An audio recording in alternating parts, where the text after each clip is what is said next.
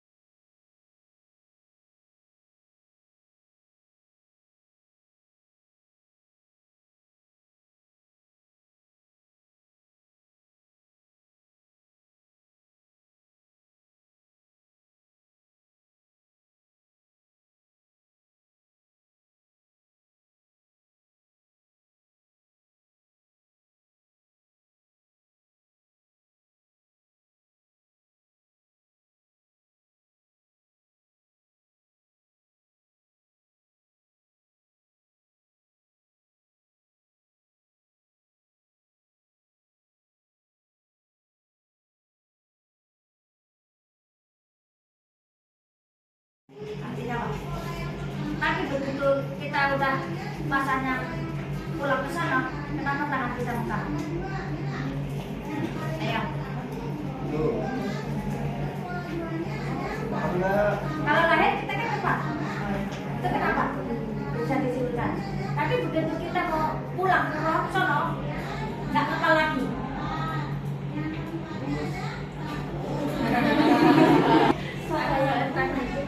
Selanjutnya kami akan membuka sesi tanya jawab. Kepada teman-teman yang ingin bertanya mungkin bisa angkat tangannya. Saya ingin bertanya kepada kelompok 6. Bagaimana cara mengasah kemampuan otak anak? Mengasah otak anak? Enggak dong. Bagaimana cara mengasah kemampuan otak anak? Oh, otak anak, kirain otak anak. Saya ingin bertanya kepada kelompok 6.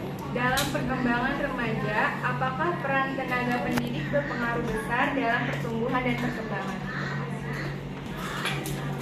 Izin bertanya kepada kelompok 6.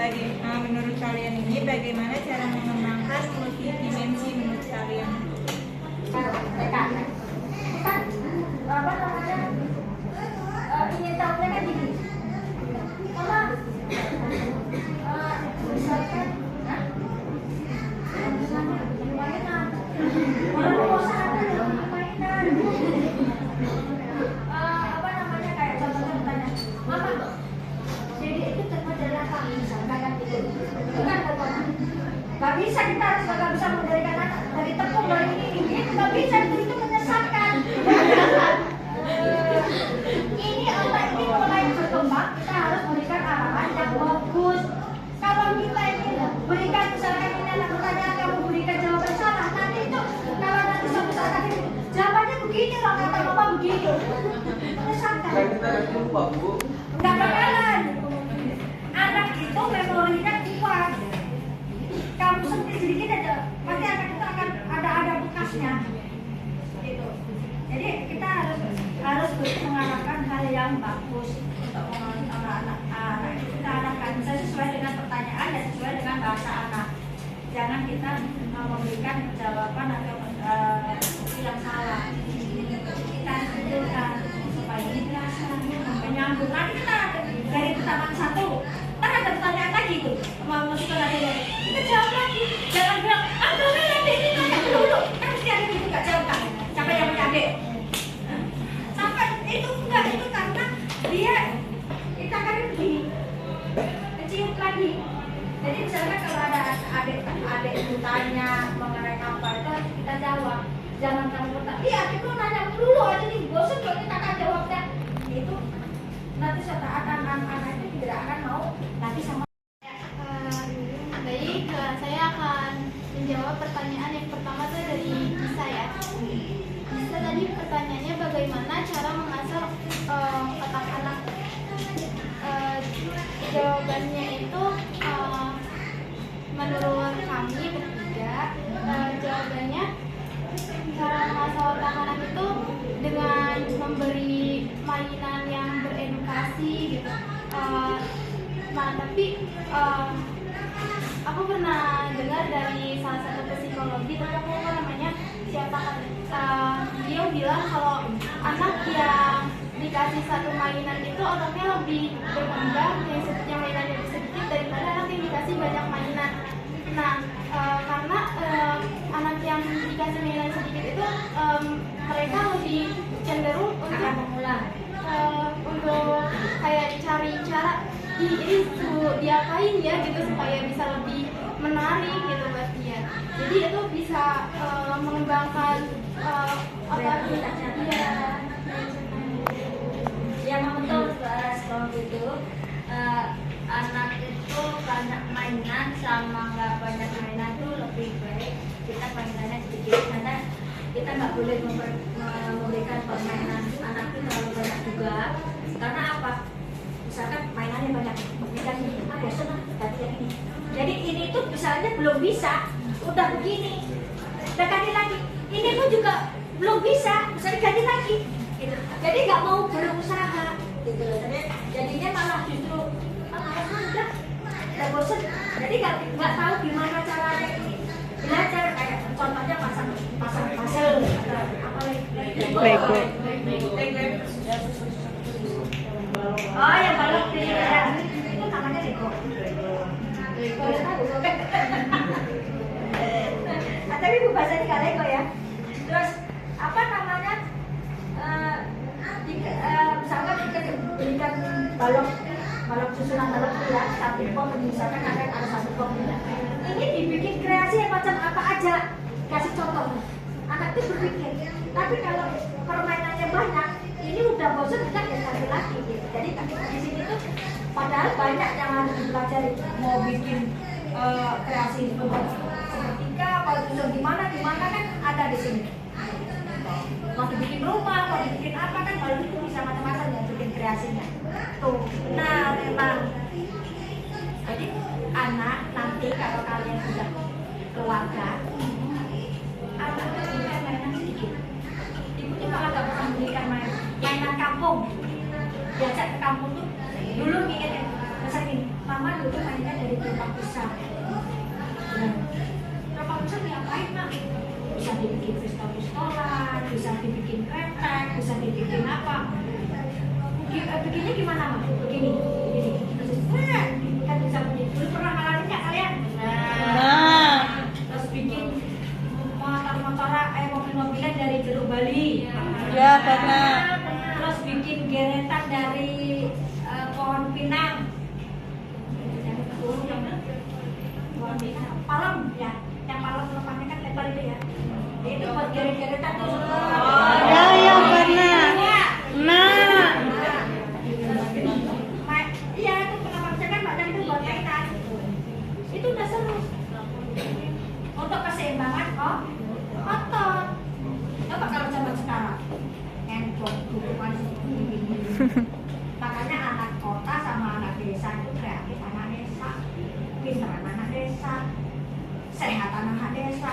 Anak kota sakit-sakitan dulu karena apa? Makannya MSG, micin, jangkut, siput, jangkut. Itu. Pertanyaan dari Syafina. Pertanyaannya tadi dalam perkembangan remaja, apakah peran pendidik berpengaruh besar?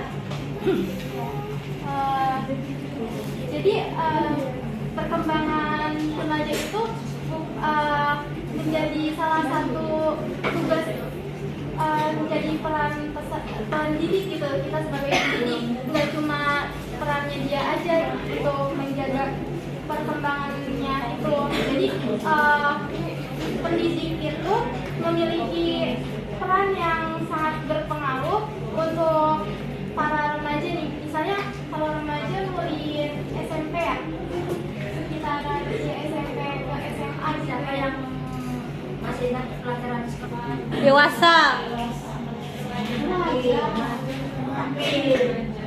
Remaja. Usia SMP itu remaja awal. Kalian itu udah remaja, bukan dewasa. Dewasa itu apa namanya di usia 20 ke atas sampai itu dewasa. Kalau ibu ini bisa dibilang masih bisa dewasa. Dewasa, misalnya dewasa tingkat tua. Kalau tua itu katanya siap. Balik lagi ke muda. Tapi nggak itu tergantung. Kalau usia lanjut, kalau dia seginya itu dia rajin belajar, ada dia nggak akan ikut. Tapi kalau dia udah malas, dia akan ikut. Tapi gimana dia praktisnya? Masih ada anak-anak lansia yang masih produktif. Kita tuh perlu berkembang, belum maju. Meskipun udah usia tua, banyak yang teman kuliah. Udah ini itu masih semangatnya tinggi, masih kuliah. Karena apa? Dia nanti supaya di sini itu tidak pikun simbermen apa? Perlu pakai pikun kan? Itu menghindari pikun. Ya, biar nggak cepat pikun. Jadi Syafina tadi bahwasannya bahwa peran pendidik itu sangat penting untuk perkembangan remaja. Apalagi remaja itu kan lagi fase labil-labilnya ya. Nah kita kan butuh ya bukan cerita gitu. Nah mungkin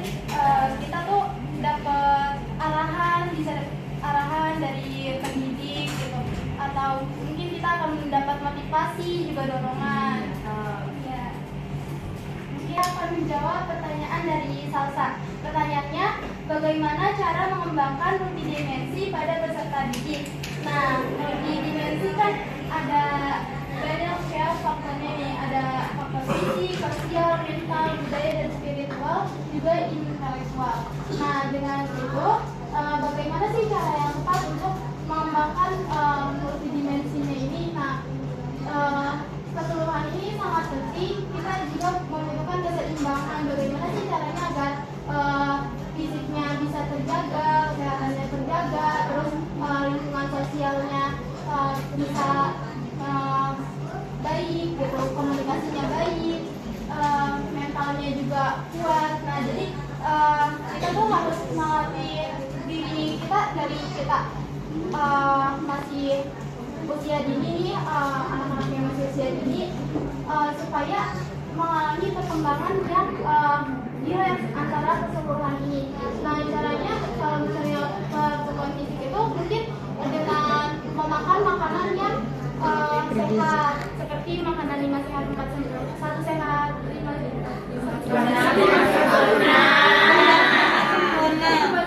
sempurna. Nah, sosialnya itu kita dapat melatih komunikasinya, gitu. Terus kalau keseimbangan mentalnya, kayak kita memberikan edukasi yang dapat agar peserta didik mengelola perasaan dan emosinya. Terus kalau multidimensi itu paham nggak? Ya itu memang itu udah termasuk di dalamnya ya, itu termasuk di dalamnya. Misalnya multidimensi itu misalnya kayaknya si ini nih memiliki kecerdasan multidimensi. Multidimensi itu kecerdasan multi itu sama ganda. Terus apa lagi? Multi. Misalnya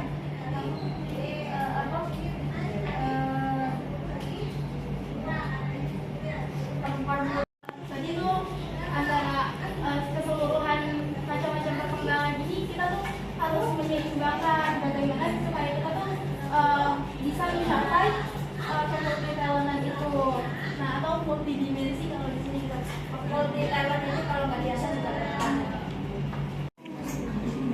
Baik, saya ucapkan terima kasih kepada teman-teman yang turut berpartisipasi dalam diskusi pada pagi hari ini, serta teman-teman yang telah memberi pertanyaan. Terima kasih juga kepada Ibu yang telah memberikan materi pada pagi hari ini. Saya akan simpulkan terkait tentang materi yang saya bawakan. Kesimpulan di sini bahwa di dalam studi perkembangan peserta didik terdapat materi multidimensi perkembangan peserta didik, terbagi menjadi energi dan kreativitas peserta didik yang terbagi menjadi 5 dimensi, yaitu perkembangan peserta didik, anatomi perkembangan peserta didik, dimensi kesadaran peserta didik, perkembangan fisik peserta didik, kapasitas otak peserta didik. Di mana materi ini memiliki tujuan agar kita sebagai calon pendidik untuk lebih teliti dan efisien dalam mendidik peserta didik agar bisa menjadi generasi yang lebih baik di masa yang akan datang. Sekian presentasi kami pada pagi hari ini. Terima kasih semuanya. Wassalamualaikum warahmatullahi wabarakatuh. Waalaikumsalam warahmatullahi wabarakatuh.